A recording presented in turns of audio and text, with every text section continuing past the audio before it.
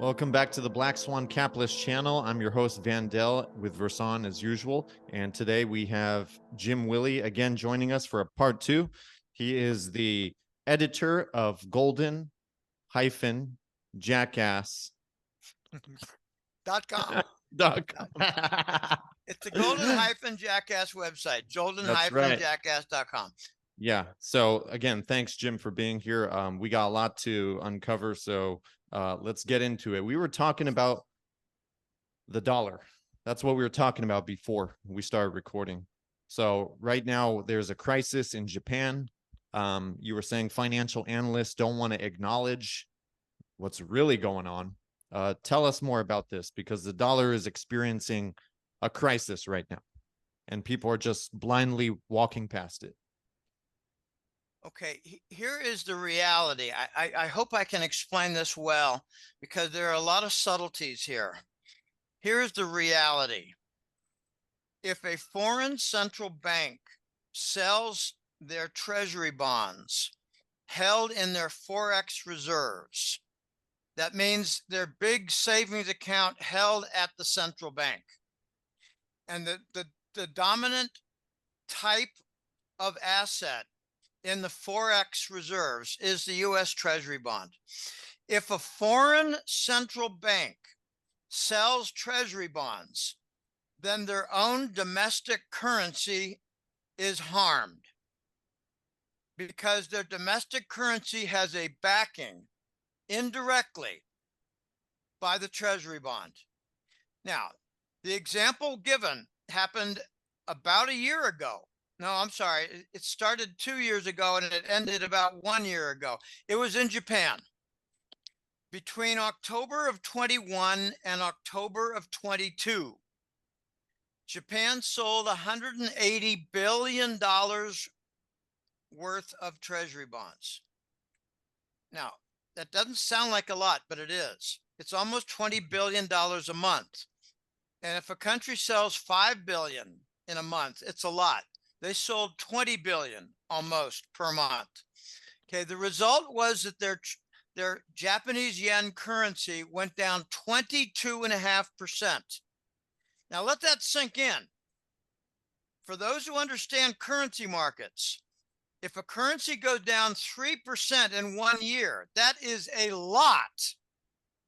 The Japanese went down 7 times that. It went down 22.5%. to cause a gigantic banking and credit crisis. Now, Japan, a lot of people don't understand this. They've got a Japanese government bond. They've got their own debt. They've got their own deficits. They've got their own stupid construction. You know, cities and bridges that go to nowhere, highways with nothing as a destination. They've got years and years of corrupt budgetary spending. Okay, as a result of their credit crisis as a result of their currency crisis, Japan experienced a crisis for their government debt.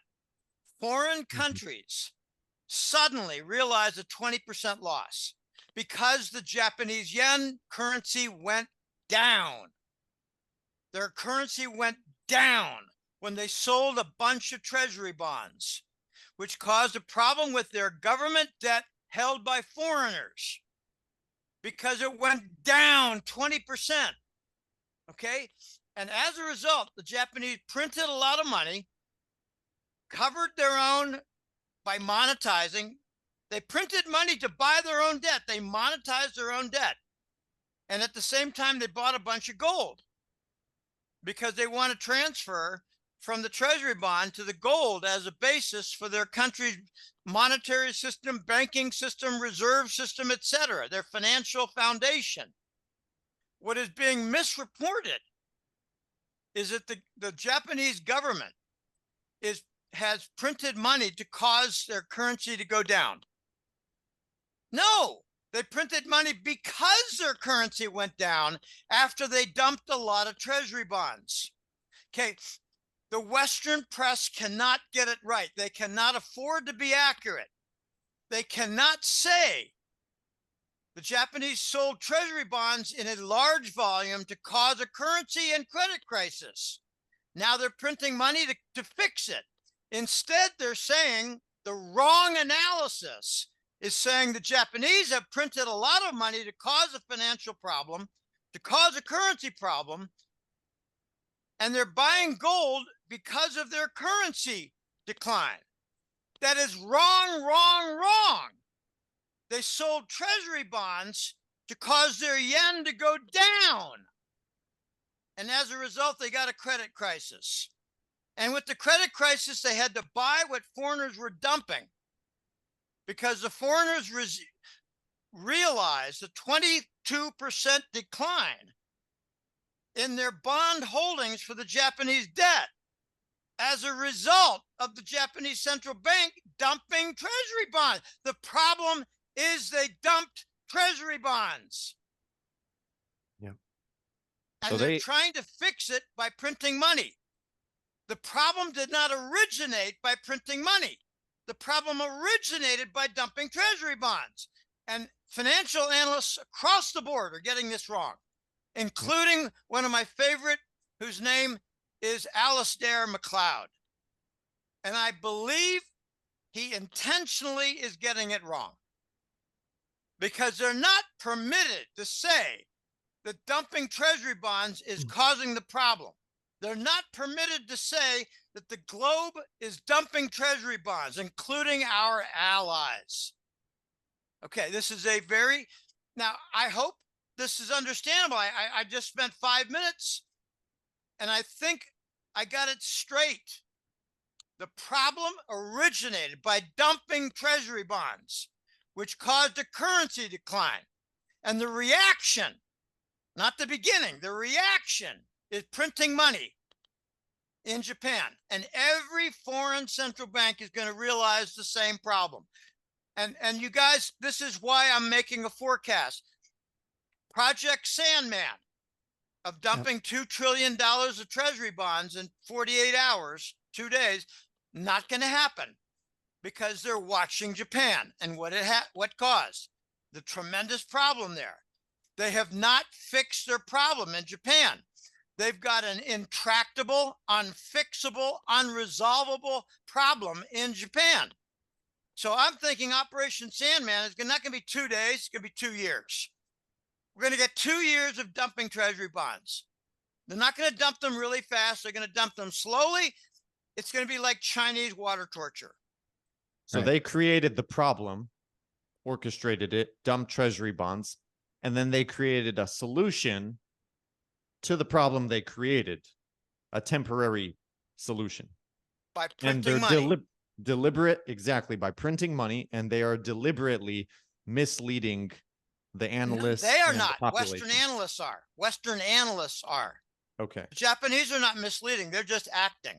Yeah. But here, Vandell, there's more. When the Japanese print money to buy the debt that foreigners are dumping, the Japanese government debt that foreigners, like say Thailand royal funds, for instance, when they print money, they're bringing even more problem and decline to the Japanese yen currency. So the solution is adding to their problem. The Japanese yen is continuing to go down. It just broke 150 per dollar. It's almost never been there before. Not in the last 20 or 30 years. And remember, the Japanese yen is reported upside down. When the yen goes down, it goes over 150 per dollar. Okay, so the Japanese reaction to the problems they caused by dumping treasury bonds is to print more money, which causes their currency to decline even more. Right, exactly. So it is a gathering snowball going downhill, picking up more mass. Japanese cannot stop the snowball. And countries are watching this, you guys. They're not going to dump the dollar in large volumes. They're not going to dump treasury bonds in large volume. They're going to dump them gradually and create an unending problem for the U.S. government. Yeah, this is without a doubt a slow, deliberate, gradual erosion of the US dollar's global dominance. The problem is that they're trying to service debt by creating new debt. And you can't get out of that mess. And this, I think, ties us into the next topic, is the banking crisis that we see here in the States, which is driven by mounting amounts of debt, systemic risk, and the potential, I think, for contagion. It is, but try to distinguish two things. We're bringing about more deficits in order to manage the deficits. Right. More deficits and more bonds and more debt to manage the old deficits and old debt and old bonds. But we're also doing something, Versan. We're just printing money. We're expanding the money supply that doesn't have a debt associated with it. It is the privilege of the printing press control. We are expanding the government deficit, but at the same time, we're printing money like madmen to send to Ukraine underground. They're printing money and sending pallets of billions of dollars by plane loads. That is not debt, Versan. That is money printing. And if done in the private sector, there's a name for it. It's called counterfeiting. We're doing counterfeiting while at the same time the government is like for instance, they got, what was it, a 15 or a $14 billion emergency aid bill for Israel. Okay, that's deficit. But what you don't hear about is the $5 billion they put on a plane and sent to Kiev, Ukraine, straight out of the printing press. So who's in control of the printing press? Yeah. And that is why the Federal Reserve, in my opinion, is covered by a white plastic sheet. Are you aware that the Federal Reserve is covered by a white plastic sheet? The Federal Reserve building is covered by a white plastic sheet. Why? Because they don't want you to see what's going inside. I think they're printing money. I think they're dismantling the machines. There might be gun battles in there. They don't want it to be video recorded. It is, I think, a war zone. So they blacked it out in a sense with a white plastic sheet. Okay, this is without like a crime precedent. scene. It's a crime scene. Yeah. Can I ask you something, Jim? Go ahead. Yeah. So in regards to dumping the treasury bonds and printing money again as the solution, people might be wondering, you know, just the average person in the United States, okay, how does this trickle down to the United States? How does this affect me? Would you be able to elaborate on that just to give people a basic understanding of how it's very serious in the United States here? Yeah. Okay. Let's just look at a couple things only with respect to Japan. Okay. They don't want to buy any more treasury bonds. They're not going to finance the government debt. They're going to do trade with us, like for Toyotas or Hondas, not just cars, but Nikon cameras, tech equipment, computers, Toshiba computers. Japan has a diverse. Japan and Germany, ironically, the two nations that we defeated in the World War II, Japan and Germany have diverse economies. So Japan now is going to be in a position to sell a Toyota car in the United States for a cheaper price. But they don't want your money. It's kind of funny. They might have to settle in something outside of the dollar. Well, you brought that up. I was going to, but what do you propose they might accept? XRP. Because XRP is going to allow governments and institutions and then just about anybody to transact outside the confines of the dollar. I think there's going to be a menu, and the menu will go like this. If it's Eastern Europe, they'll take the ruble from Russia. If it's the Middle East, they'll take the yuan from China, or they'll take the XRP. If it's China, if it's Japan, I'm not sure what Japan is going to require. They might require gold. They might require a gold equivalent. They might require XRP, which is a quasi equivalent. But the Japanese might do something very unusual and tell the United States, which will be kind of like a slap in the face.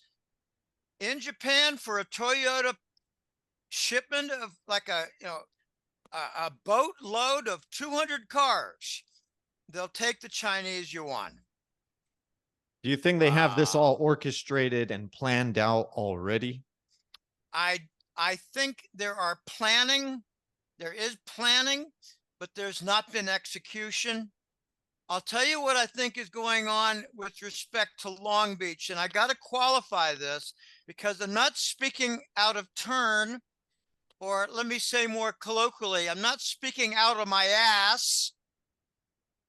I've got a client who did a consult call, and he is a logistics officer at Long Beach, California, at the docks. And he said, Jim, the docks are like a city. They're like 5 miles long. It's the largest dock facility in the United States.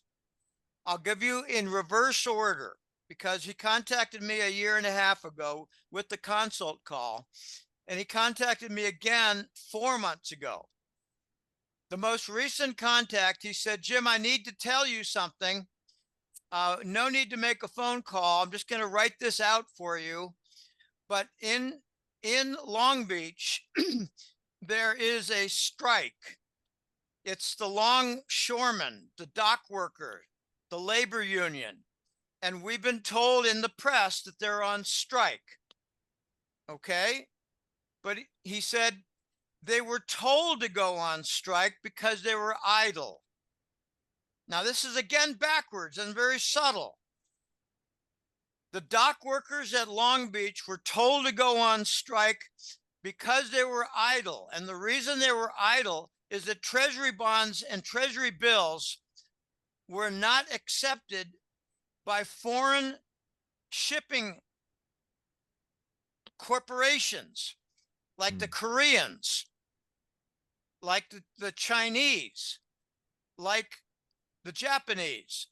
They were rejecting the treasury bills. So there was very little shipping, and there was very little work for the dock workers. So the union was told to go on strike on orders from the government for national security reasons because they did not want to say the treasury bond was being rejected.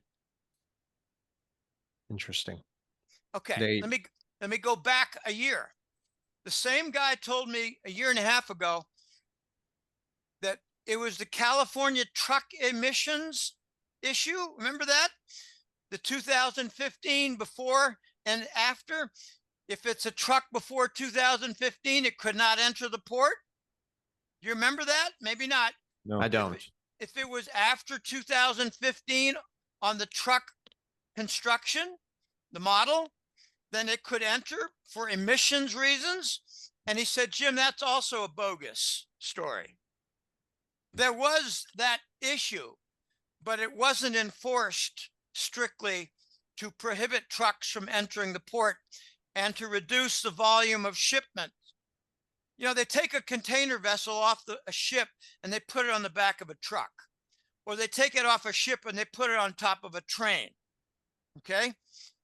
He said the real issue, this was a year and a half ago, remember, middle 2021.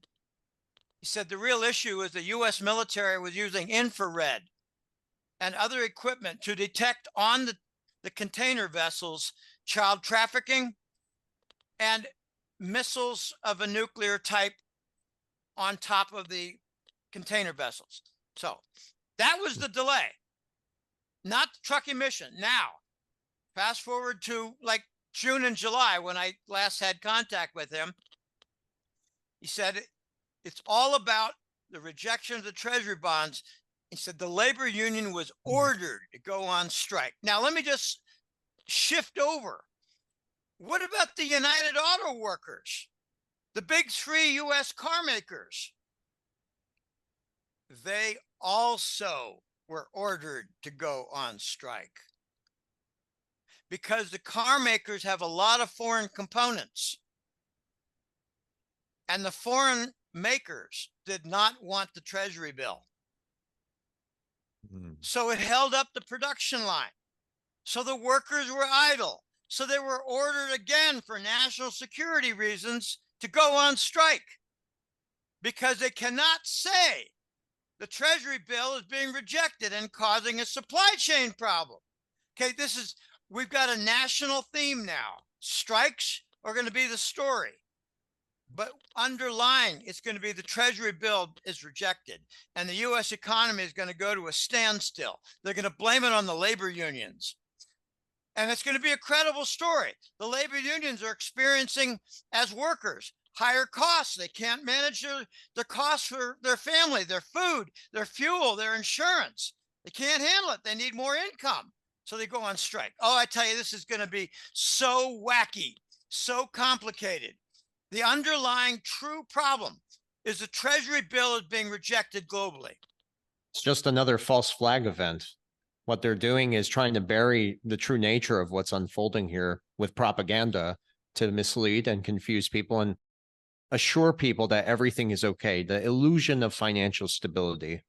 I want to ask you a question about the Israel-Hamas conflict. I have done some very deep digging into this. I followed the money trails, but I want to hear from you what insight you have regarding this Israel-Hamas conflict. And I believe that this is orchestrated in order to accelerate the global de-dollarization and even possibly remove certain individuals from power. Real quick, before you speak, Jim, I just want to say that subject we're about to get on right now is extremely complicated, and us being from the Middle East and living right next to Palestine, we know what I gotta say is most people have no clue what's really going on because they don't understand the true history of Israel, the tribe, and in 1947 when they came to that part of the world. So yeah, but go ahead. I'd like to hear what your thoughts are. Way before I that. would like, based on my lack of historical knowledge and study, I would like not to talk about what happened before 1950. Okay. Okay. That's funny because it all started right. I know. Yeah. But I cannot talk intelligently about something that I didn't study and that happened before I was born. Okay. And you know, I've got my own background. I actually grew up in a Jewish neighborhood in Pennsylvania. Okay. I had a dozen Jewish friends, and we play pickup football, pickup softball. We'd throw snowballs at cars, you know, in the winter. It was my buddy Jacobs, Abramovich, Freeberg, Winston, Hayden, Zeilinger. God, these are my buddies. And I used to hit on their sisters. Hey, I would too. Okay. Before you continue, I want to clarify to our audience that we're fighting for peace here in this discussion. We're not targeting Jews. We're not targeting just Arabs. We're basically having the discussion about those Zionists that are hiding behind the Israeli flag. And that's all. I want to clarify that to a lot of our listeners. Before I get into the Hamas and Gaza issue, let me give you a brief story about a friend of mine who's Jewish, and I lost him as a friend, and his name was Weiss. Okay. I just rattled off 8 or 9 Jewish names. And I used to show up on Friday night saying, "Where's my gefilte fish? What the heck?" You know, I used to joke around a lot with them and put on my little Jewish accent. Levi, you know, I moved from that to a put on Boston accent when I went to Boston. Anyway, I'm a character. I have a lot of fun. But here's the story I had with Jeff Weiss. He was a buddy of mine. I was a member of and WHMA. Why? Oh gosh, why and H? No, YHMA. YHMA. Young Hebrew Men Association. It's the YMCA for Jewish folks. Okay. I went swimming. I did weightlifting, and Weiss was my buddy. And I had a big argument with him in 2009. I lost him. I said, you don't get it. You just don't get it. The Zionists operate in the synagogue. They're not Jews. They're hiding. Yep. Fact. And I've come to learn that it was about 300 or 400 years ago that many of them were given a choice. You can adopt Islam, you can adopt Catholicism, or you can adopt Judaism. And they said, we'll take Judaism. They weren't Jews, but they adopted a religion in order to become acceptable. These are Satanists operating in the synagogue. I tried to make that point with Weiss, and he said, Jim, you're just another fucking anti-Semite. I said, right. no, you're just another dumbass. Yep. You haven't figured out that you've been infiltrated. I call them the Z gang. I don't like using the word. I call them the Z gang. You've been infiltrated. You haven't figured it out. They're among your leaders, and they fooled you, and you're a dumbass. You're a stupid shit. And I don't want to talk about it anymore because you can't figure it out. You can't figure it out because you're a stupid shit. Okay, now let's get to Hamas. Yes. Holy mackerel, this is what we're seeing now, you guys, and honestly, this is a very dangerous area of discussion. What we're seeing now is a situation where criticism of Israel and of Jewish, just say leaders, whether it's political or business, criticism of Israel and Jewish leaders, it's okay now. You can criticize. It's not the third rail any longer. If I criticize Israeli military by saying that they did a false flag and they killed some of their own Israeli soldiers and a number of their own citizens, I'm not called anti-Semite anymore. There are dozens, if not hundreds of people now talking like this, and they're not being accused Even of being Israelis. anti-Semite. Yeah. Even the Israeli people are noticing. That's why it's not the third rail anymore. Okay, it wasn't 2 days after the first attack that a woman, a retired soldier from the Israeli Defense Force, it's called the IDF, she came out and said, the IDF was caught at the border off guard? I don't think so. Not a grain of rice can cross the border without being detected. We have the most sophisticated equipment in the world. Okay, right away, an IDF retired soldier undermined the official story. Then came other Israeli military folks saying, we were told not just to stand down, but to abandon our posts. Exactly. Okay. Then you had rabbis saying it's okay to kill everything in Gaza because it's a good thing. Eradicate. Okay. I don't want to get into Talmud. I don't want to get into a lot of the older traditional Jewish issues. And I tell you, this is a very dangerous entire topic. I wish to say that there are a couple of motives for, let's just say, wiping out Gaza. They've already leveled it. There are already thousands of people dead, and maybe a third of them haven't had their bodies recovered because they're under tons of rubble.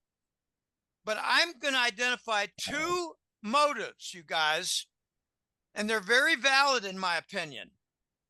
One, and this came up back in 2016. So it's been 7 years now.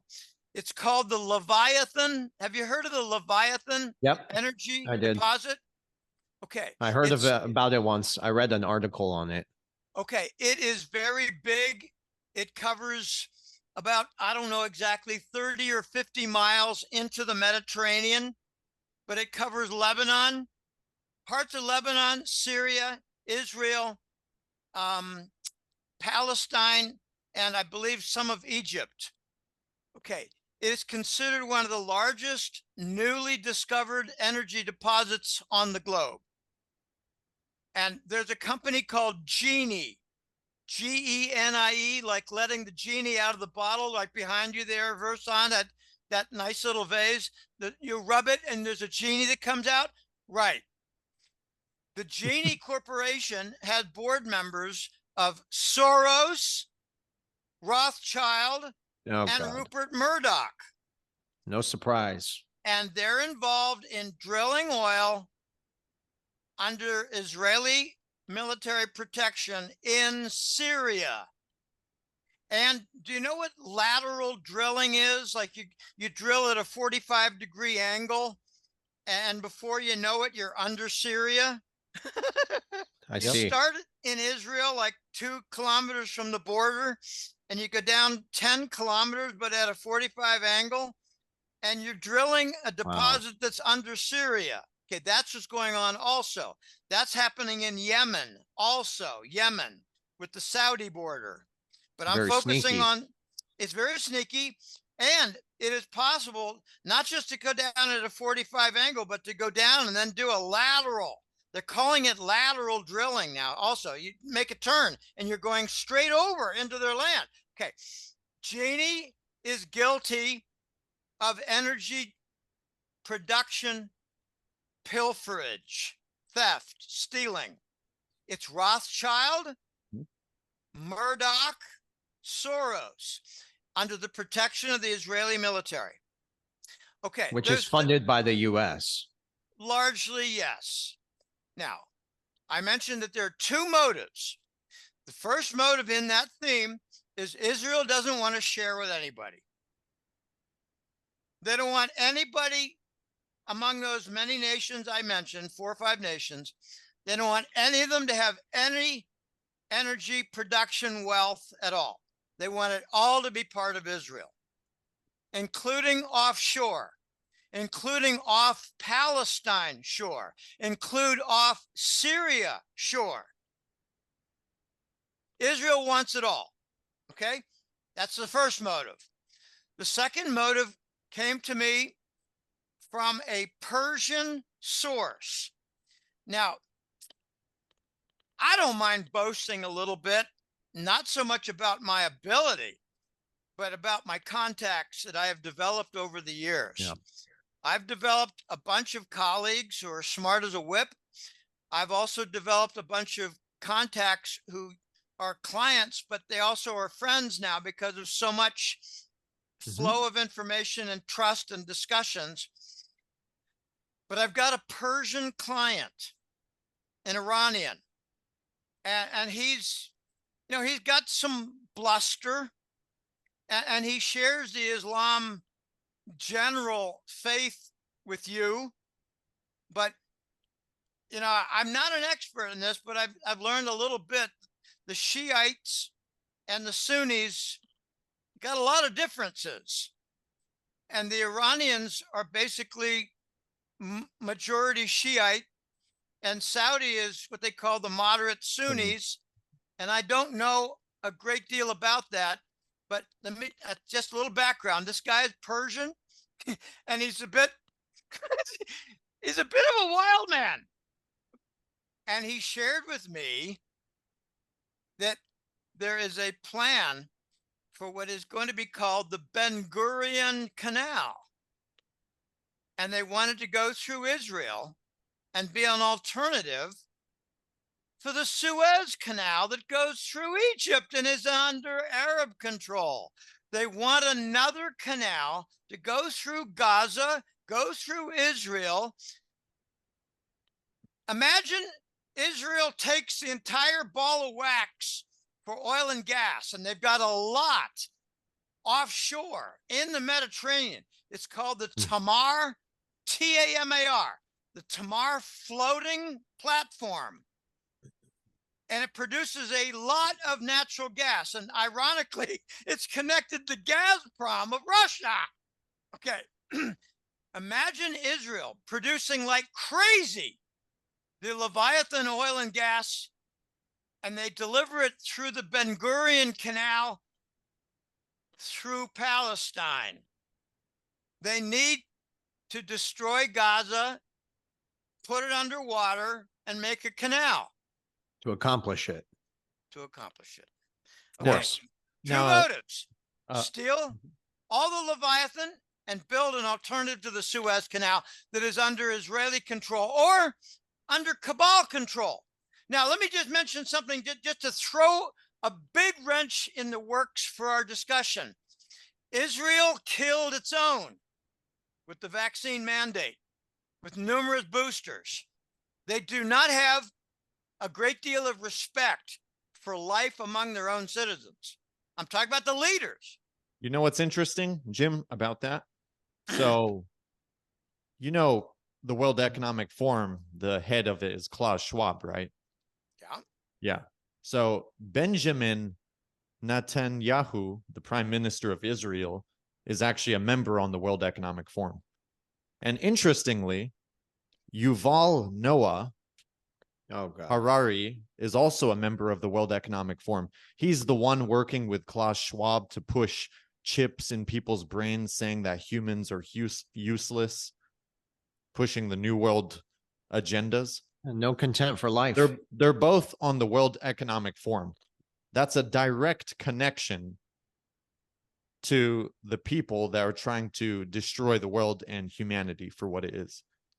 So that's not a coincidence, you know, and I think that gives a lot of weight on the discussion and the points that you're making, because that's right there. You could go on their website and see it.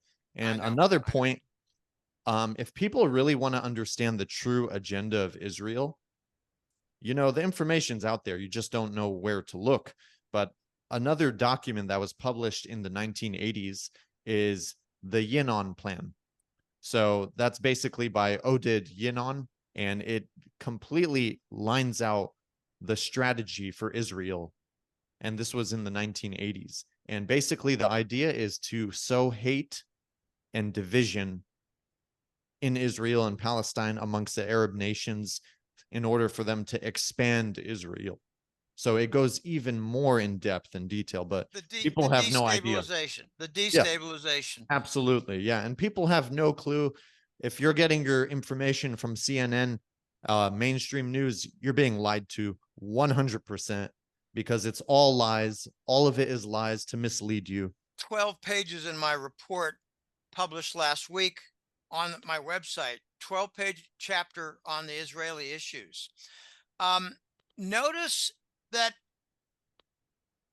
after Russia blew up and captured money laundering centers in Ukraine, we immediately got the Biden show issuing gigantic multi-billion-dollar aid for Ukraine. Notice that when Ukraine looked like a defeat, and when all the different parties like NATO and other Western Europe nations were telling Ukraine, you need to get a truce, you need to end this, we're not going to give you any more weapons, you're out, we're not going to give you any more funding. As soon as the funding and the weapons were depleted in Ukraine, suddenly we have a new Israel front. So Ukraine got exhausted, and now we got another really good war. Get your popcorn.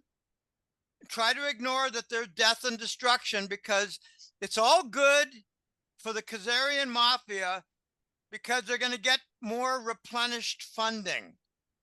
Never lose sight of the fact that Israel has had numerous 100,000 people demonstrations against Netanyahu. Numerous. Yep. He was on his way out, and now it's suddenly a rallying behind the leader. And I think this is all orchestrated by the Cabal. I call it the Cabal, the Davos crowd, the Uber lords. That's German. Uber. It means over. The overlords, the Uber lords, these Satanist assholes who'd like to kill everything on the planet, make us all poor, make us animals, which is a dangerous topic I don't want to get. Anyway, Israel was on the point of deposing Netanyahu. Israel was on the point, on the verge of eliminating all the vaccine in continuous planning. And now you got Biden makes a combined Israel-Ukraine military aid package. You cannot vote against it because that'd be voting against Israel. And you can't do that because Israel has been the secret. Israel and the British Crown have been the secret puppeteers for 50 years behind the United States. The Council on Foreign Relations has been an Israeli control room. The bankers are a British Crown control room. They've been working together. Okay, those are my final comments, unless you want to talk more about it. Well, I actually did want to shift the conversation to something a little more positive. A lot of our community here is XRP enthusiasts.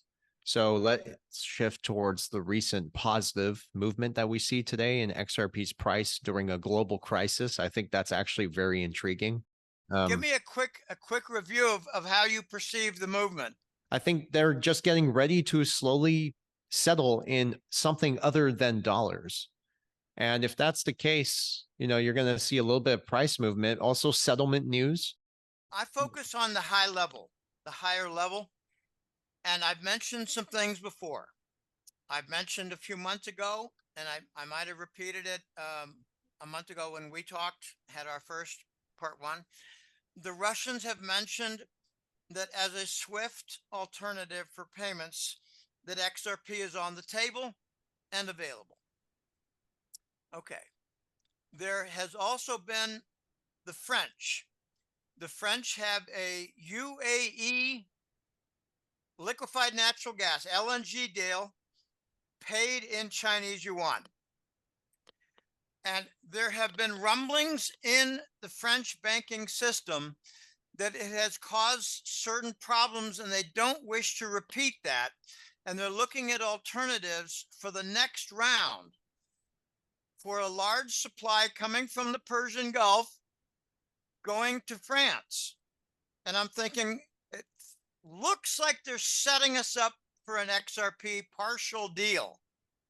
Wouldn't it be amazing if the French came up with a deal and they said, we're going to fund part of it in UAE dirham. We're going to fund part of it in yuan. We're going to fund part of it in XRP. And it will be for, a shipment coming from Qatar or UAE going to France. Okay, that is what I expect is coming next, because I just read something supplied to me by one of my really bright clients that UAE has now opened the gate for larger volume XRP deals. Yes. And I'm glad you confirmed that, because in today's day and age, Versan, if you want to confirm something, it's really hard. Can you confirm to me that there is collusion among some of the Midwestern banks to avoid the rollover of commercial mortgages so they can steal properties? Can you confirm that, please? No, but I can confirm something. So, ever since the housing crisis in 2008, so the central banks and the Federal Reserve, they lowered interest rates to near zero levels in 2009. Now, the economy's debt, of course, because it's so much debt, needs to get refinanced every 3 to 5 years. And as a result, we see this 4-year cycle, and that aligns perfectly with the Bitcoin having bull runs, which are 4-year cycles. So that's kind of interesting. So yeah, how it aligns with the macro. So it's not coincidence. We are about to see crypto solutions put on the table Utilities as transitional solutions. Hey, Yep. look, you guys, you don't want the treasury bill. You don't want the Chinese yuan. Right. What are we gonna Basically do? to settle outside the dollar. How are you going to settle outside the dollar and, Versan, outside the yuan? the French banks have said we don't want to keep repeating on large scale yuan settlement. And there's a reason. Wait, let me finish this. The Chinese have said we don't want Western Europe and other nations to own a boatload of our debt. The Chinese don't want reserve currency status. The Chinese are allowing the yuan to become the payment system from Saudi, to become the payment vehicle from UAE and Qatar and Oman. But they don't want the banks across the Western nations to be loaded with Chinese government debt. And it's really simple why. They don't want other nations controlling their debt and offering advice and pressure for policy inside China. The exact same things that are happening to the United States. Well, that was thunder. That was pretty loud. It's okay. And you're right. It's much bigger than what we've speculated. It's bigger. Okay, we're going to get XRP put on the table, Vandel, as a transitional solution. Hey, you guys, you don't want treasury bills. You don't want yuan. Let's try XRP. And let's not do it in large volume. Let's just do like a third of the contract with France. Let's do a third of the contract with Italy. We'll do a third of the contract with Spain. These are importing countries. Yeah. Energy importing. Western Europe is the key to XRP. I like that. I have a question, Jim. So I came across somebody doing an interview or a podcast, and they were discussing, I have my own opinion on this and I disagree with it, but they were discussing how XLM is going to be the chosen one for moving value across the world for institutions. And they were saying XRP is the distraction, and it's all going to be running on the XLM network, on the Stellar network. And I don't think I've done so much due diligence and research and trying to connect the dots and see through the bullshit. And I don't see there's enough sufficient evidence to support that theory. I wanted your opinion on that, because the same creator of XRP created XLM, you know, Jed McCaleb. He left Ripple or XRP Ledger to go work on XLM, which is Stellar. And they're almost in sync with each other in the way they move on the charts. So I don't know. I wanted your opinion on that. I don't think that's going to be the case. I am intrigued by this, Vandel, because it was Friday or Saturday that a really bright client of mine said, Jim, are you aware of how XRP is a distraction and XLM is going to ride through with all kinds of platforms and deals, and things are really moving? The progress is really quite significant with Stellar. Are you aware? And I said, no, please supply me with some information. And I believe it was Saturday, he supplied it to me. And I'll be honest with you, I need a break now and again. And on Saturdays, I'm watching college football. I don't care. You know, spaghetti and meatballs, and give me my college football and get the hell out of my way. Okay? I need a break. And on Sunday morning, I play with my kids. And on Sunday afternoon, I'm watching pro football, and I'm catching up a little bit in the afternoon here and there. And in the evening, I pick up with my emails. So I've got this nice package of about 7 articles on Stellar XLM. And the point he made was exactly what you said. And I wrote back to him and I said, I can't remember exactly what I said, but I said, I'll have to check into this, but it looks to me like, and I think he said it. He said, XLM breaks down the door. XLM will be the powerful impact. XLM will get the initial big contracts, and then XRP will join. And it's going to be the two of them, but led by XLM, because all the distraction, all the lawsuits, all the obstacles have been with Ripple and XRP, and none of the obstacles have been happening with Stellar. So the distraction. And it's not a Trojan horse. It is a presented front. All right, go ahead, U.S. government and Security and Exchange Commission. Go ahead and attack and stall and obstruct Ripple, because we're going around end with Stellar and XLM.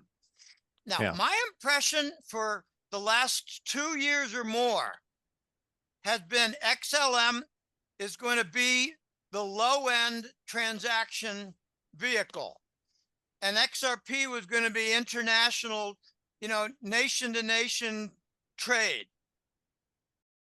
Smaller corporate contracts, XLM, country to country, but bigger trade settlement, net quarterly, net monthly trade settlement, XRP. And I think of like two bell-shaped curves that overlap. They got a lot in common, but XLM is going to be lower volume. That's kind of what I think. But to validate or to join your point, Vandal, it could very well be that XLM is going to have a lot of surprise announcements soon. But what I think is going to be missing would be XLM working at an international level, like, say, France and a UAE deal for liquefied natural gas, LNG. I don't think you're going to see XLM in a France and Persian Gulf deal. I think you're going to see XLM like in a Chinese grain deal with Argentina.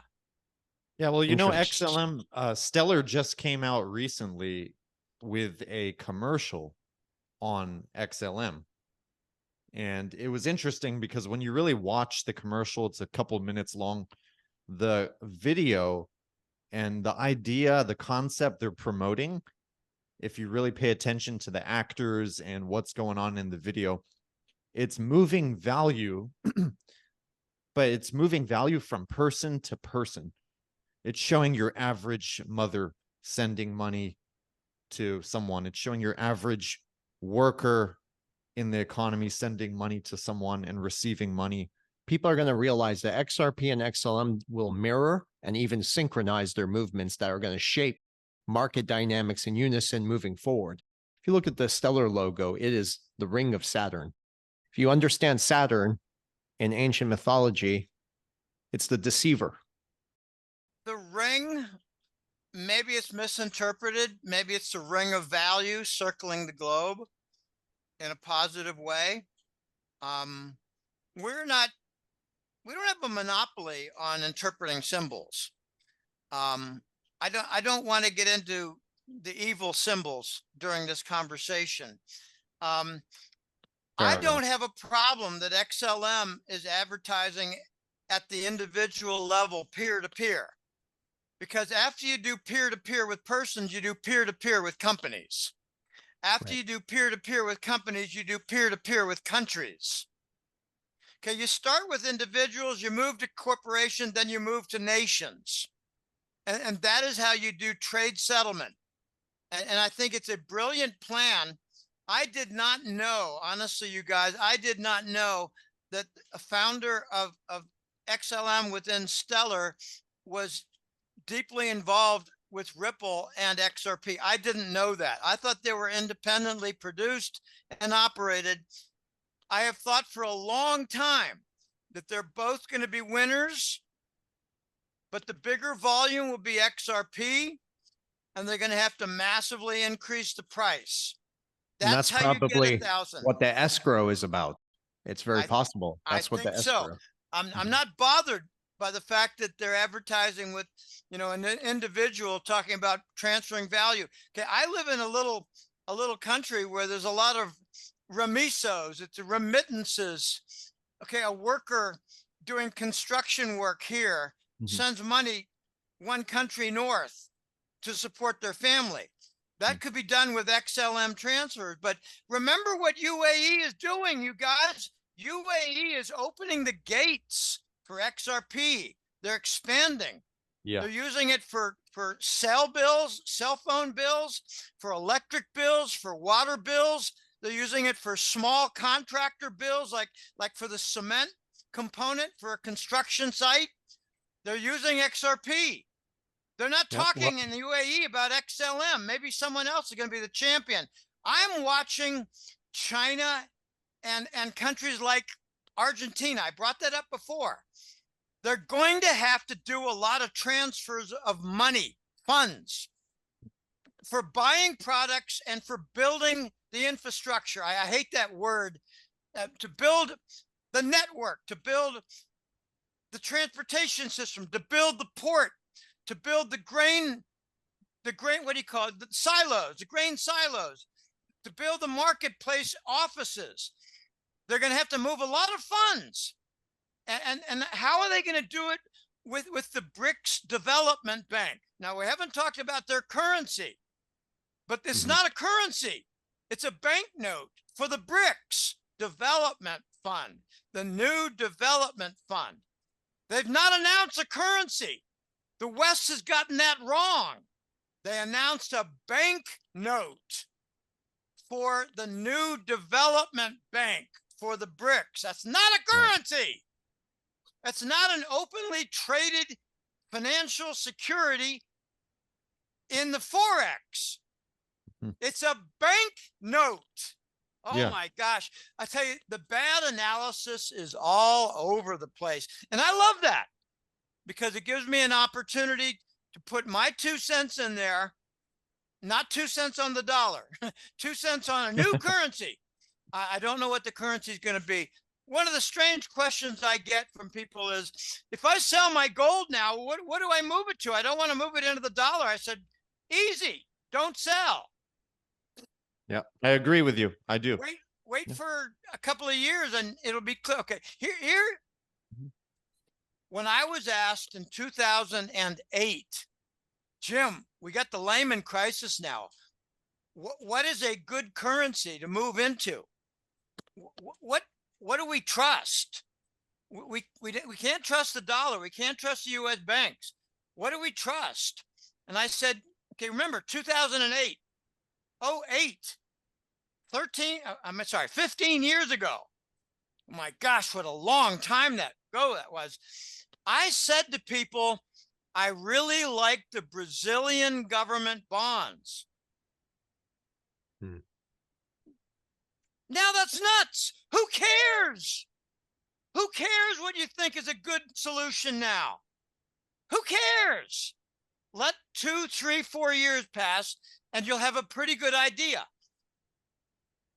We don't know what the next really good currency is going to be. I think there's a good chance it's going to be the Russian and Chinese currencies. I mean, apart from their government, apart from their crappy legal justice system in Russia, and apart from their ridiculous Chinese Communist Party in China, which is, I believe, on the way out, it can be a long path. But I think the Russian and Chinese currencies are very good. But I don't want to be quoted and saying, oh gosh, you're supportive communist. Hey, Russia's not communist. The United States is. There's a chance of a major false flag event happening in the West.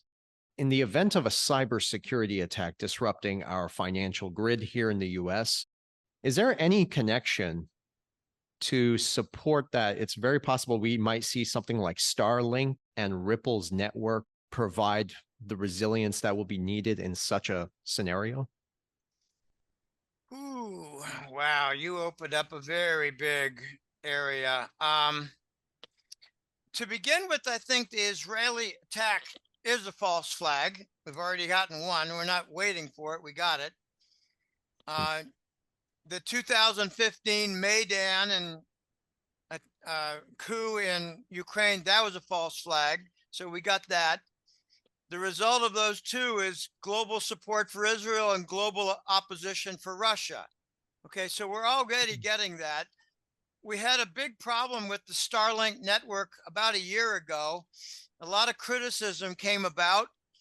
It was said that Starlink was aiding the Russians for targeting and GPS for drones. And that could have been the case. There's a big controversy over who is Elon Musk. Who is he? I believe this is a very clever and succinct way of describing it, but I think we're on Elon Musk version 2.0. I see Yeah. that. I see what you mean. There is a lot of discussion, at least there was several months ago, that Musk took over the Starlink network and made it available to the Russian military and pissed off a lot of the Biden show U.S. military.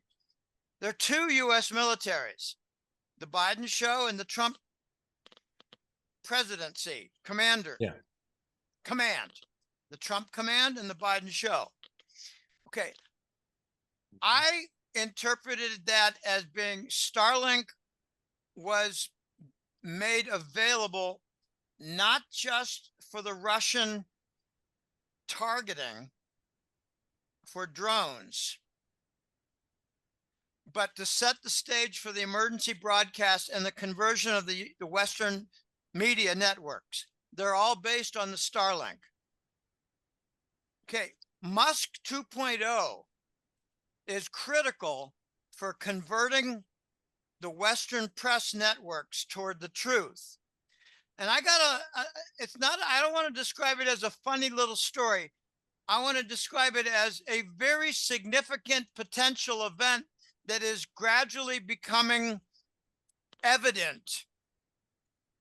Fox News is now openly critical and cutting off Biden supporters and those sycophants who are preaching the Biden show bullshit. Yes. Fox News appears to have begun, and gotta have to watch this. I like the phrase flash in the pan. Is this a one-off flash in the pan event, or are we going to see every single week Biden show being exposed by Fox News? Now, are we going to soon hear that News Corp by Murdoch, Rupert Murdoch and the News Corp, are they going to gradually let it be known that they no longer own Fox News? Okay, there's a lot that has to be sorted out. Yeah. I believe, and I've been saying this now for a few months, I got word from a military source that shared with me that there's like a 7-point conversion plan given to major news networks and big tech firms. You can just imagine, the search engines, the social network, all those different entities that were very important for the fraudulent election and preventing exposure of information, preventing debate, preventing the people from being better informed. Okay. These these news network and information firms are now on a path toward converting to the truth. And if they don't, I'm hearing they'll be charged with sedition and treason. Yep. Their corporations will be forced into divestiture. And I think they're already being forced into divestiture. Okay, imagine Murdoch of News Corp being told, we're going to force you to divest Fox News. And if you get in our way and obstruct this, we're going to charge you and your entire corporation, and we're going to sack your entire market cap, your stocks, your bonds. We're going to sack it all. So we want you to be engaged in the 7-step process. And the first is what we are now seeing with Fox News. This is exciting. Push the narrative. It's not just pushing the narrative, but it's pushing it into a procedure that will resort in defusing any extreme tensions towards civil disorder. No. I see that we're in a challenge now to avoid civil disorder. I did not use the term civil war, but if civil disorder gets out of control, you start stealing and capturing armories, and you start having enlisted Biden show elements of the U.S. Army, and they're converging on each other, and you get a big opposition. But I think one by one, the generals in the Biden show military are going to convert in order to avoid a hanging, in order to avoid a dishonorable discharge under suspicion of sedition, in order to avoid losing their government military pension. Okay, this is a very delicate issue. Yeah. I call it the 7-point conversion plan. Conversion to the truth. Now, the truth is the arch enemy of the fascist state. Those who expose the truth are enemies of the fascist state. And that includes me, and that includes you guys. Yes. Yes. No, I agree. You're right. Okay. You know what? I think we covered a lot today. So I think we can wrap it up about now. But pretty much everything you said, Jim, right on point, man. It's a lot of good information. There's a lot happening, and anyone who says it's simple is wrong. Anyone who says it's going to be resolved, if they say it's going to be resolved quickly, they're wrong. If go ahead. Sorry, Jim. Last question before we do wrap it up. You can make it brief if you want, or you can elaborate a little more. But for this coming bull run, there's supposed to be a bull run this cycle, which will be, as we enter 2024 with cryptocurrencies. This happens every 4 years. Do you think utility is going to really create an explosive bull run, or is it just going to be speculation this time? Because this time it's very different, I think, from previous bull runs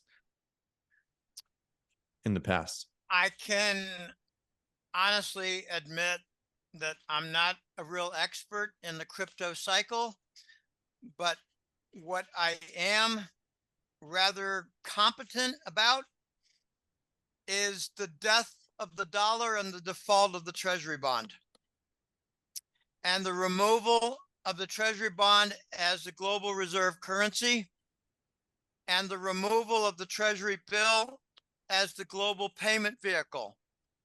And what you're doing now, what we're seeing now, is the most gigantic vacuum I've ever seen in my life. And the vacuum will not be filled by the yuan of China. The yuan of China is going to be a caretaker on a lesser scale than is necessary. So there will remain a gigantic vacuum. And I believe the vacuum is going to be filled with the ruble, the BRICS gold token, and XRP. More the ruble than people are aware. And I have a couple of clients. This happened about, I think, 3 times. A client said to me, Jim, I've spent the last 6 weeks trying to buy the ruble. I've even contacted Swiss banker contact, and I cannot invest in the ruble. And I said, is there a ruble equivalent, like a stock for Gazprom? And they said, no. I said, then invest in XRP. Very simple. We're going to see alternatives to the dollar, and the BRICS have already let it be known, Versan, they don't want it to be one alternative to the dollar. They want it to be several. They multipolar. Exactly. I was going to use the exact word. They want a multipolar solution. They want they want the ruble. They want the yuan. They want XRP. They want the gold token. And also don't ever leave out the Arab Emirate dirham, the AED. That's what Russia and India used for an oil deal with the United Arab Emirates. They used the dirham because it's pegged to the dollar. So they were using a dollar invoicing unit without using the dollar. Okay, we're going to get that a lot. We're going to Mhm. actually see a lot of commodity trading in dollar terms, but Yes. not dollar Not payments. dollars. Yeah. Yes, and that's going to Dollar result in the invoicing. and that's going to result in the reevaluation also of precious metals. But we'll get there another time. I so. think it's going to be the BRICS gold token, and they're making small movements. They're allowing the news to be non-BRICS. Yes. The BRICS nations are allowing the news to be non-BRICS. And it's a very good strategy, but it's also easy. It's easy. You just let these sons of bitches control the news with Gaza and Israel. You let these sons of bitches control the news with banking in the West having a problem. And if you got money in Bank of America, you're a dumbass. Okay. Or any major bank. Well, I'm just focusing on Bank of America, but you might be right. Any major bank. I'm looking at the credit default swap contract, which is the banker. It's a bond insurance contract. And right now, Bank of America, at least this is true 3 weeks ago, Bank of America and Goldman Sachs were over 100 basis points. That was my trigger in 2007, late, that Lehman Brothers was going to fail. Which bank's going to fail? What's going to happen? Right. And I'm saying, look at the one with the highest bond insurance credit default swap. Absolutely. It's Goldman Sachs. It's Bank of America. And they're not alone. Citibank and JP Morgan, they're all up in like 80 to 90 basis points. And I'll say it again. In late 2007, I noticed that Lehman Brothers credit default swap was getting over 100 basis points. It got over 200. By the middle of 2008, I made the easiest call I've ever made. Lehman's going to fail. Okay, there's a lot of question about who's going to fail. What bank is first? Bank of America. But Goldman Sachs is like, the favorite son, the prodigal son. Right. We can't let them fail. They're really linked tightly with control of the Federal Reserve, the Treasury Department. We can't let them fail. They've got a silver tooth. Hey, I got news for people. Wall Street banks are buying gold and silver right now. Yes. And XRP, other money, smart money. So. Okay. Decentralized. You use the word multipolar. The BRICS want multiple solutions. So they go to a country like Argentina and say, we want to buy your wheat and your soy. Well, Argentina says, how can we pay for you? They say, well, you can use the yuan, you can use XRP, you can use the gold token. What do you like? Okay, that is good business. And what does the United States say? You can use a treasury bond or we're going to kill you. Basically. Okay. Good point. Yeah, that's coming to an end. It is, but it is a very slow process. And don't be surprised if we have a similar conversation in January when we're wondering when. I got a funny story to tell you in closing. I started the newsletter in May of 2004. So I'm coming up to my 20th anniversary, and I'm planning Congratulations, Jim. Some kind of a celebration just to honor it. I don't know what it'll be, with some free subscriptions and a raffle. But I want to share with you something funny. By 2006, 2007, and then Lehman hit, I was asked the question, how many more years before the dollar is gone? And I did not anticipate 0% interest until I realized in 2000 and early 9, oh my gosh, they're just going to extend this and extend and extend. And I thought, here we go. We're going to do exactly what Japan did. We're going to 0%. I was called stupid. I actually enjoy being called stupid because the majority of people who call me stupid are themselves stupid. Okay. Yep. Yeah. Then I did not expect that we were going to go into into QE, where we would monetize our own debt, print money to cover our debt.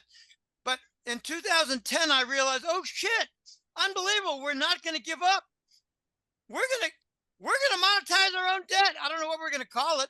We called it QE. Okay.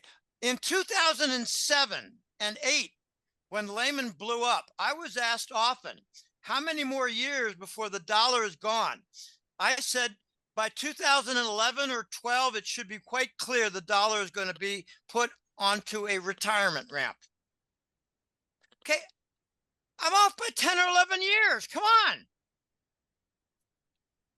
We did not expect zero interest. We did not expect the U.S. would monetize their own debt, printed money to cover the debt. That's what Zimbabwe did. That's what Chile did. That's what Argentina is doing. It's a destruction path. Okay, we don't know what they're going to try next, but I think we're at the point where the cabal has no more credibility. I agree. Whatever they try, nobody's going to want to do, because in a sense, they exhausted their credibility. They went along with the vaccine. They went along with the Ukraine war. And now they're putting their weight behind the Middle East and a new conflict. And that's why it's often called the last war. And, you know, I just saved that phrase for the last minute because I don't want to debate what does the last war mean. I think it means the end of the cabal.